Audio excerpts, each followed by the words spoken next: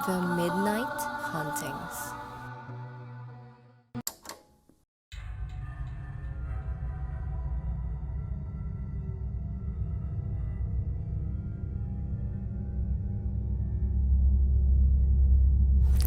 Magandang araw mga ka-midnight. Ako si Rex. Ang kwentong ito ay ipinadala ng isa nating tagapakinig. At ito ay tungkol sa isang lalaki na dumayo sa isang probinsya para makipasko. Kung saan kakaibang mga pangyayari ang kanyang naranasan sa simbang gabi. Taon-taon ko nang panata ang pagsisimbang gabi. Simula bata pa lang ako ay hindi ako nagmintis at lagi kong nakukumpleto ito. Nagbago ang aking tradisyon nung nakaraang taon nang bisitahin ko ang aking kapatid. Ako nga pala si Miko at ito ang nakakakilabot kong karanasan.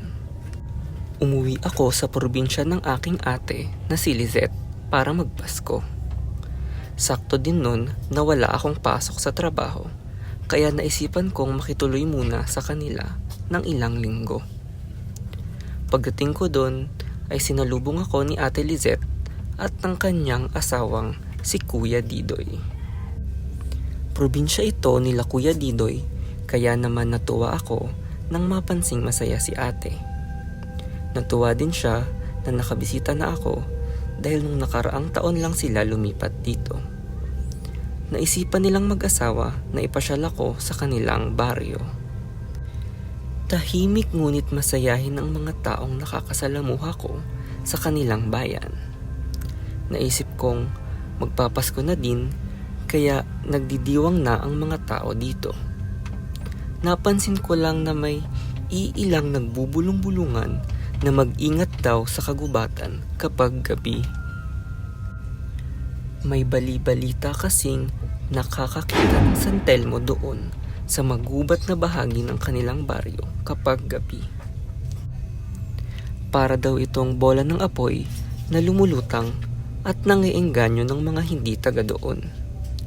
Paniniwala nilang gumagawa ng mga ilusyon ang San Telmo para may mabiktima.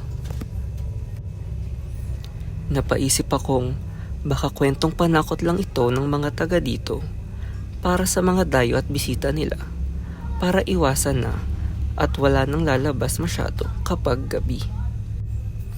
Nang kinagabihan ay magkakasama kaming nagsimbang gabi ni Ate Lizette at Kuya Didoy sa simbahan sa may bayan. Maganda at magarbo ang simbahan sa kanilang probinsya na daig pa halos ang malalaking simbahan sa syudad.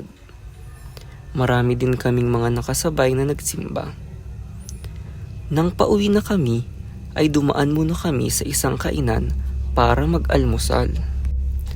Napansin naming nag-uusap-usap ang mga taga roon at mukhang nag-aalala ang kanilang mga itsura. Bulong-bulungan sa simbahan na may natagpuan daw na namatay sa labas ng kanilang baryo. Dumating daw ang mga pulis ng madaling araw nang makita ang katawan. Sunog daw ang katawan nito at nangingitim na. Tila ba natusta ang buong katawan nito. Suspetsya na sinilaban daw ang katawan nito, ngunit ang paniniwala ng lahat ay sinunog ito ng isang San Telmo. Natakot kami nila Ate Lizelle at Kuya Didoy sa kwento nila, kaya umuwi kami agad.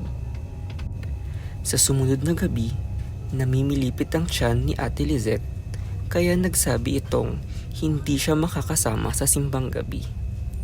Nagsabi akong ayos lang kahit ako lang muna. Nag-alala si Kuya Didoy at nagsabi na ihahatid na niya ako.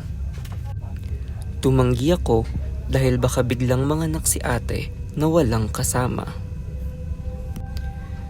Nagtanong na lang ako ng direksyon papuntang bayan para mapuntahan ko ito mag-isa.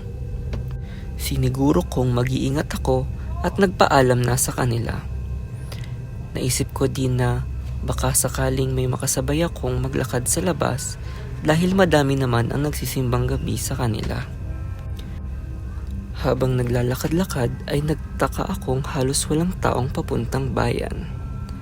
At dahil sa dilim ng aking nilalakad, ay napansin kong iba ang aking nalikuan na daanan. Naisip kong bumalik sa aking pinanggalingan nang mapansing may umiilaw na simbahan sa hindi kalayuan. Nang lapitan ko ang simbahan, ay napansin kong may pagkasira-sira ito at luma na.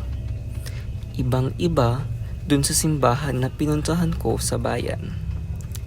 Nagdadalawang isip ako kung papasok ba ako, ngunit naisip kong kahit saan ako magsimba ay ayos lang.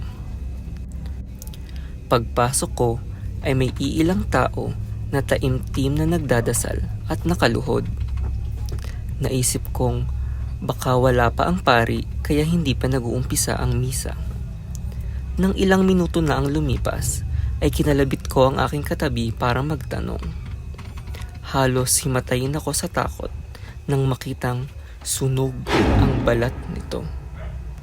Dali-dali akong tumakbo palabas ng simbahan para makauwi. Paglingon ko ay napansin kong biglang naglaho ng parang bula ang simbahan na tila ba ito ay isang ilusyon lang. Sa di kalayuan ay napansin kong may liwanag na onti-onting papalapit sa akin. Doon ko napagtanto na isang bola ng apoy na lumulutang pala ang humahabol sa akin.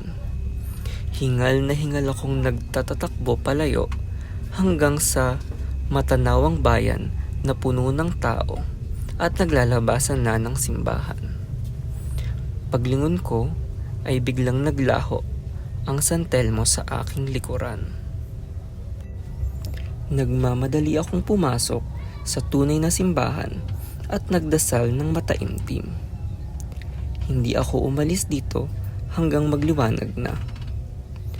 Napansin ng mga tao sa paligid na takot ako, kaya inihatid na nila ako pauwi sa bahay nila Ate Lizette at Kuya Didoy. Pag-uwi ko ay ikwinento ko sa kanila ang aking naging karanasan at nag-alala sila sa akin. Sinabihan nila akong huwag na munang ituloy ang pagsimbang gabi kapag wala akong kasama. Malamang daw ay ako ang gustong mabiktima ng San Telmo dahil ako daw ay dayo lang dito. Matagal na daw ang kwentong San Telmo dito at madami na ding biktima na natagpuang nasunog ang balat. Ngayon lang daw ulit nagkaroon ng ganitong pangyayari at maswerte daw akong nakatakas ako sa mga ilusyon na aking nakita. Matapos nung araw na iyon ay napagpasyahan kong umuwi na lang agad. Naintindihan naman ako nila Ate Lizette at Kuya Didoy, kaya hinayaan na din nila ako. Nasabi nila nung makauwi ako na may isang nabiktima na naman ang San Telmo sa kanilang baryo. Simula noon ay lagi na akong nag-iingat kapag mag-isa kahit saan ako magpunta. Sinisigurado kong may kasama ako o kaya naman ay hindi ako basta-bastang pumupunta sa lugar na hindi ako pamilyar. Kaya naman lalong tumibay ang aking pananalangin. Dahil naniniwala akong kung hindi dahil sa aking pagdarasal at kung hindi dahil sa tunay na simbahan, ay baka ako na ang naging sumunod na biktima ng San Telmo sa simbang gabi.